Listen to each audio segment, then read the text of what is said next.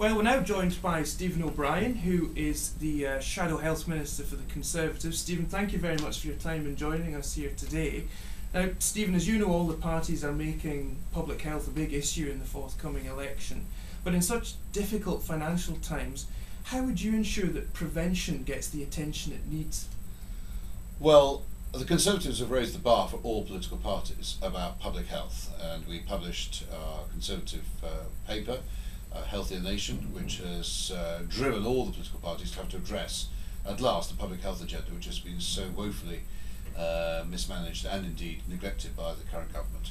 And so we have said that there will be ring-fenced public health budgets within the NHS budget, and that public health will be delivered through providers in the local areas. So there will be a Northwest Director of Public Health, and they will be incentivised to make sure that to the extent that they can address the public health issues, there will be a health premium as they work with local authorities and many partners in delivering the preventative agenda, which is so important to the improvement of healthcare outcomes and social care outcomes. Now, one particular public health issue that comes up a lot, especially in the Northwest, is of course childhood obesity.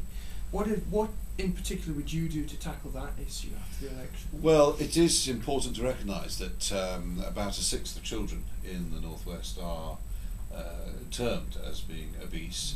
Whatever the statistic, the issue is to try and get children encouraged to do much more sport as part of the curriculum within schools, and encouraged by the extending of teachers available to do those kind of activities. And we've said that there would be effectively a Children's Olympics, which would end up in the Olympic Stadium as an incentive and as part of the legacy, and all the children in the Northwest will be entitled to take part. We've also made it very clear that we would want to see an extension of the voluntary code about the importance of advertising and how we can restrict some of the worries that are associated with advertising for children, and particularly for foods. We would want to see a reduction in portion size. Again, these are very much what are called nudge issues in political terms, because the one thing that tends to be counterproductive is the nanny state, you shall do what you're told type approach. It tends not to work, and therefore it's much better to encourage people to do the best things for themselves, and that is something that a public health debate has to encompass. And then the other thing that I think will be very important is to recognise that the labelling on food products has to be much clearer. And we've had a big debate about front of pack and the oversimplicity of something called traffic lights, which again is not really helping.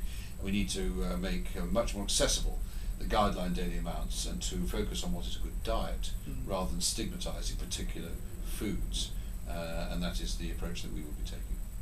Moving on to the issue of alcohol, how would you tackle the rising tide of alcohol harm? And in particular, would you support the idea of a minimum unit price for alcohol?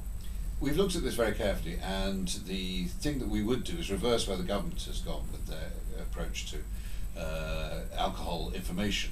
And the primary thing is to be very clear about the need to clamp down on the sale of what are these high strength and cheap priced alcohols. So we have said that we would seek to remove the sales of alco pops and these high strength ciders. We would want to stop the supermarkets being able to do what are known as loss leaders in attracting people to come in and purchase alcohol, which gives them what they would regard as high alcohol for lower price. And also the very important aspect is to recognise how you need to look at labelling on calorific values, on the percentage of alcohol in a drink, or other ways of doing it, rather than the units, which tends not to have an impact on people.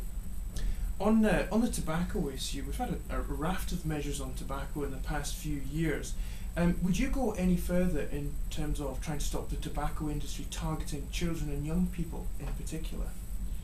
Well, there is a real issue in trying to ensure that young people are not tempted into smoking in the first place, and we've had a lot of debate about the point of sale and the packaging and so forth. There's no question we need to continue to do what we can to deter children regarding this as being a potentially attractive or a peer type pressure to smoke, and we have made it very clear that we've got a number of policies which we'll work with the industry to try and make sure that that does not get worse, and indeed we reverse it. And finally, if you could propose either one piece of legislation or one large-scale measure that you think would make a real difference to public health, what would that be?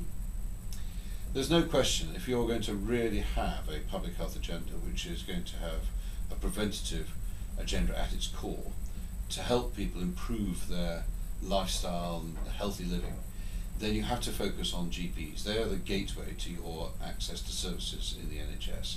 And so we would, through our promises to give GPs real budgets, means that they would have the power to commission. They will of course need to be trained to be good commissioners, but they will have the power to commission, including many of the services that are required to help good healthy living.